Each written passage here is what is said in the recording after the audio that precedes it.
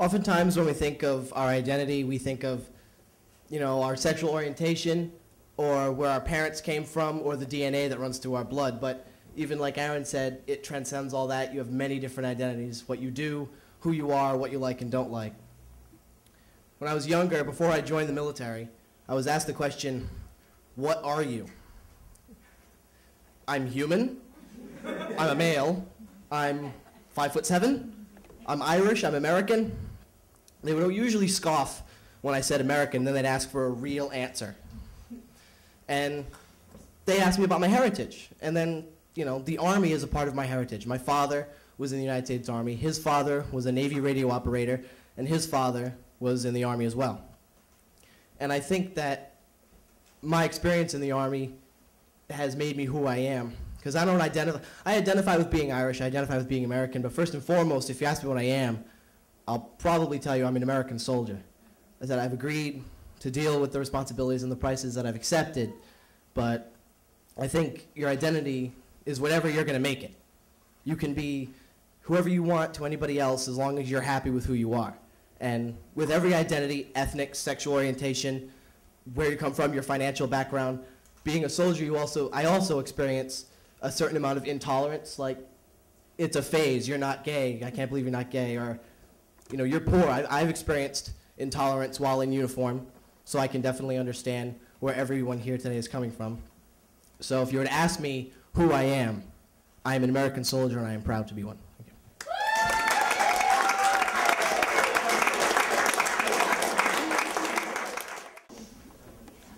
So I guess when I was listening to you say that, since this developed, we haven't seen you in so long, and so now, we haven't had the experiences that you've had in the past year.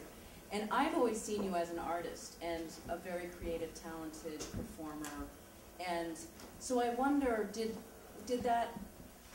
you're choosing your identity as a soldier, and I respect that completely. But I also wonder, do you still have an identity, or did you ever see yourself as a performer, as an artist? Do you still see yourself as that? Can you have both? Right now, I consider myself a soldier, but the creative part of me has never left. For instance, I was in basic training, which is absolutely terrible. But while in basic training, I was caught imitating one of my drill sergeants. So I ended up doing about 100 push-ups in the rain. I would have suspected that. But it didn't stop me, because when I went to my next training station, Fort Lee, Virginia, I was also caught imitating my drill sergeant, the one that I had now had. The reaction was slightly different. I'm sitting at the desk, I'm imitating him, and the drill sergeant says, "Mahoney, stand up." I stand up. He pulls aside two other trainees, two other privates that I didn't even know. He takes off his drill sergeant hat and puts it on me. And he says, "These two privates are screwing around. Fix them." So I looked around and I'm like, "I don't know." "Get yourself in the front line of rest position, private."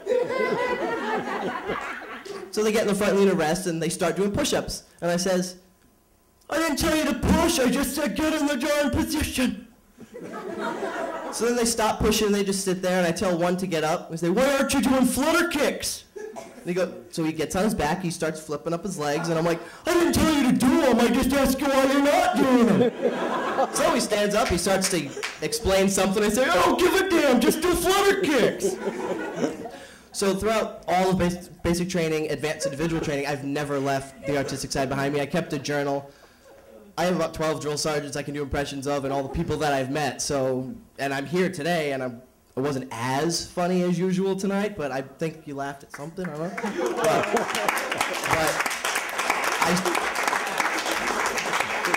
I identify as a soldier, but I'm never going to let go of the background as a performer, to answer your question.